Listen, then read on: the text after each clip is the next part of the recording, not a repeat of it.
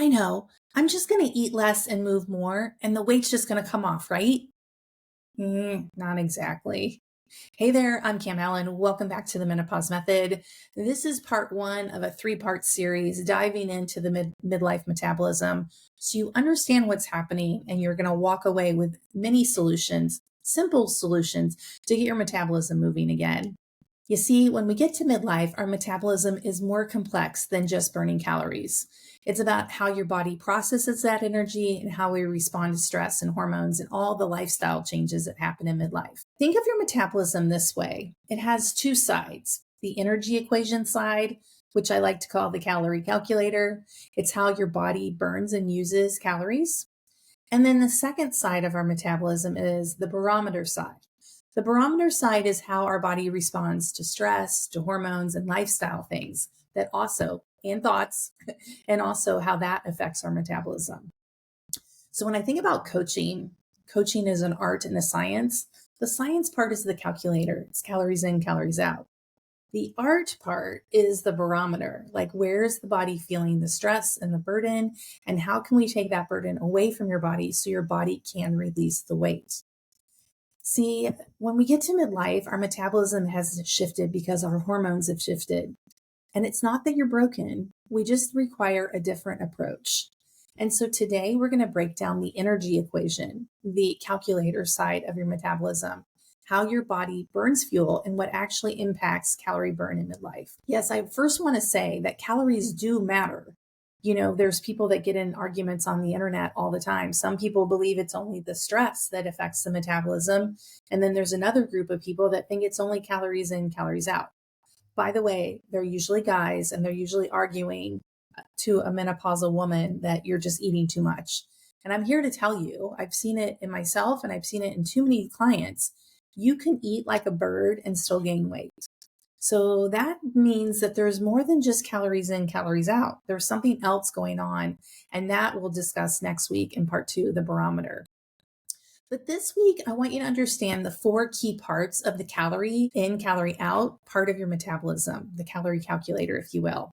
So there's four distinct parts. One is just is, and then three we actually can influence on a daily basis, which is amazing. That means we have control over how we respond to our life and how we can get our metabolism moving. When I'm coaching with someone, we usually track food, most clients do, to see how much they're eating, what kind of food are they eating, to make sure that the calorie calculator part is in check. Because if we're overeating, obviously we need to dial it back. But if we're under eating, we also need to add more calories. So this is important. So calories do matter. But be sure to come back next week because the barometer side, we're going to turn some rocks over and maybe you'll see some things in the stories that I'm going to tell that will help you understand maybe why your metabolism is stalled. So let's get into part one, the energy equation, the calculator part. So we have four key parts to our metabolism. The first part I want to talk about is called basal metabolic rate. For short, it's called BMR.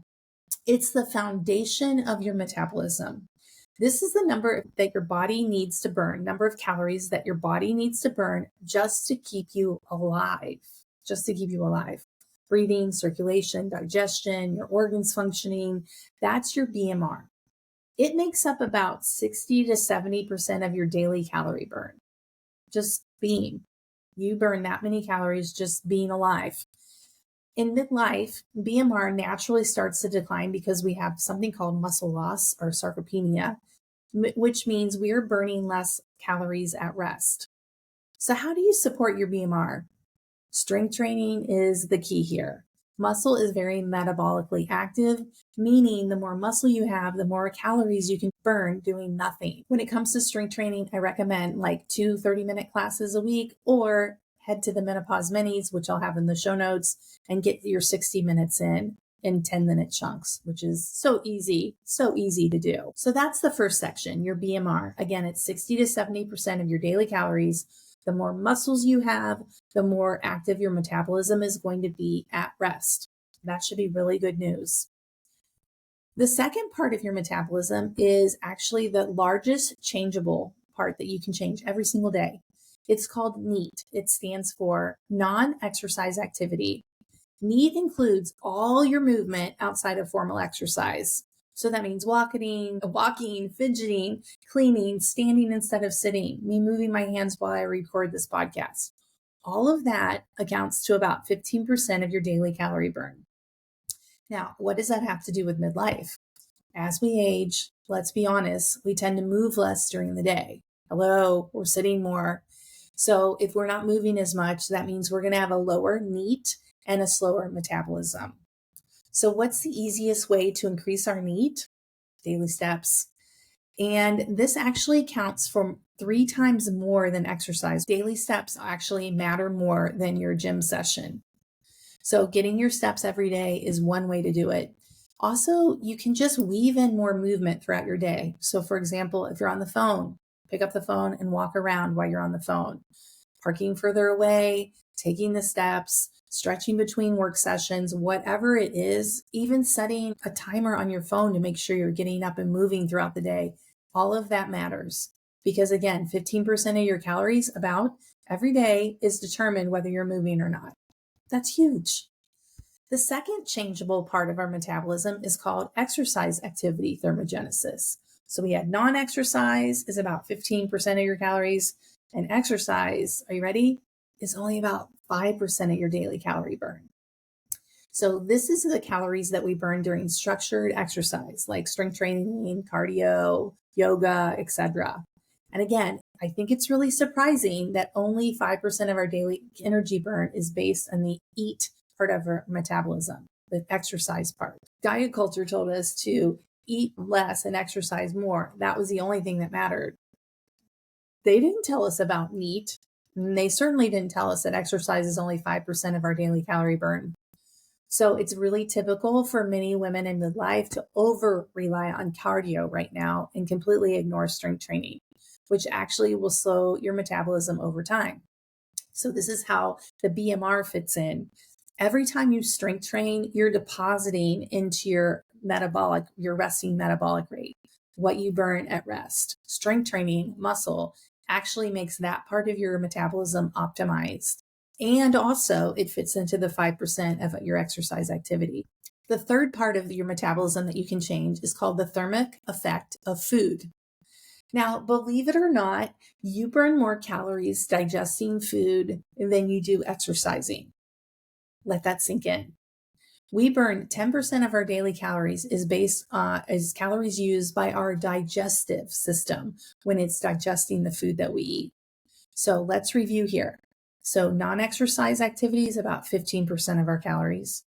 Exercise activity is about 5% of our calories, while digesting food is 10% of our calories.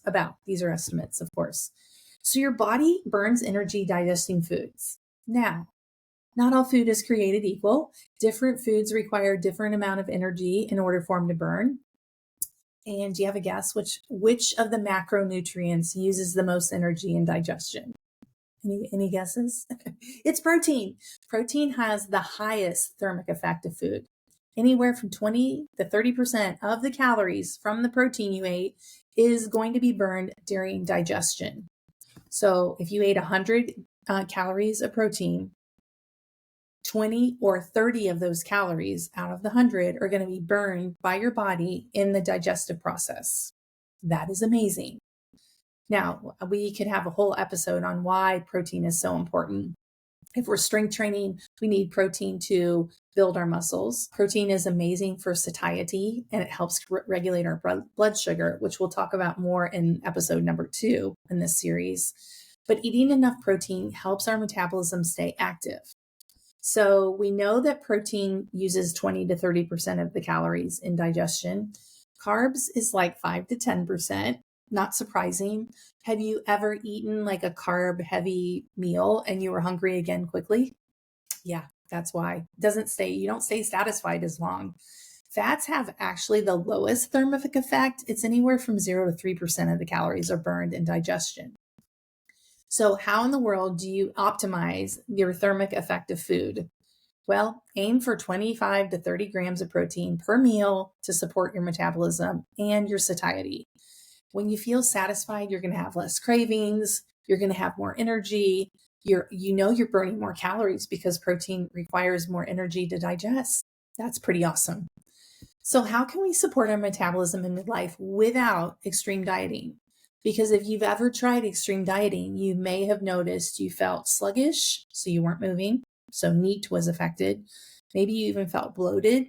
Maybe the scale even went up. All of those things. I've seen all of those things happen. And from a calorie calculator point of view, it makes absolute no sense. If we're eating less, why is the scale going up? That is what we'll get into in part 2. So instead of trying to boost your metabolism with fad diets or crazy amount of cardio, the goal is to support yourself where you are right now.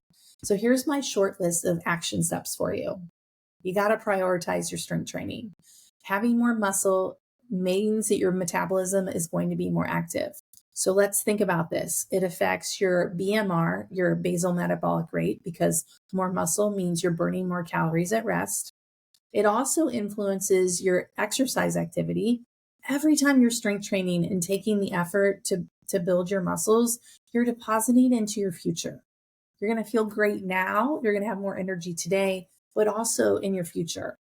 And then in order to support our muscles, if we're eating more protein, that is also going to support the thermic effect of food. So lifting weights 2 times a week can really counteract the muscle loss that happens and decreases our BMR in midlife.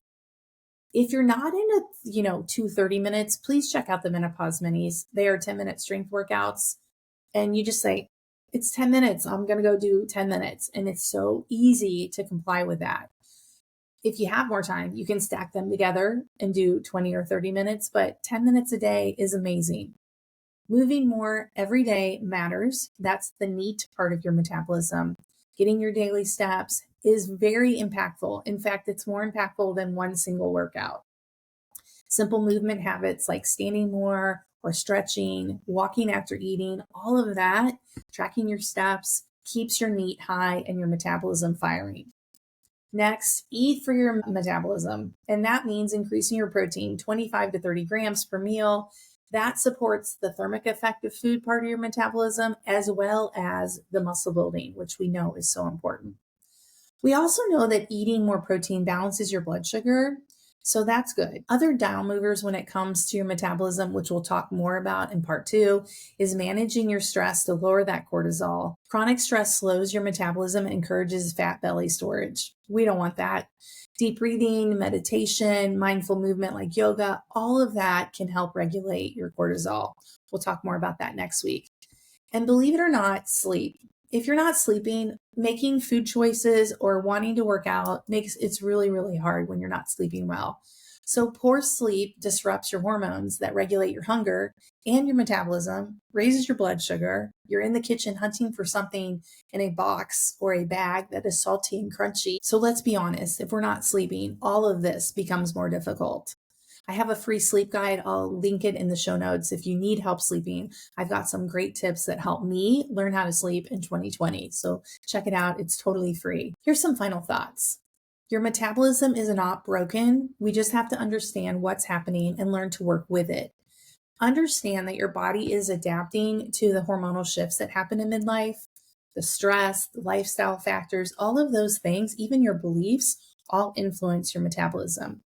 So when we understand the full metabolism, the calorie calculator side and the barometer side, it will help you make choices that will work with your body instead of fighting against it. Instead of chasing those fad diets or punishing workouts, if we focus on building our muscle, eating enough protein, managing our stress, and being consistent with our movement, then our metabolism is going to respond in a positive manner. Your body is always working for you, and it's time to work with it. We're not punishing it. In the next episode, we're going to go way beyond calories. We're looking at the barometer side of our metabolism, how your body feels and responds to stress, hormones, gut health, all of those things. And if you've ever felt like you're doing everything, but your metabolism still isn't cooperating, that episode is definitely for you. So tune in next time and we'll keep learning how to thrive in life, not just survive. Be sure to hit that follow and subscribe button so you never miss an episode. If you found this episode helpful, please share it with one of your friends. That is the easiest way to get the message out. Thanks for being here. If you're on Instagram, stop by and say hi. I'll see you next week.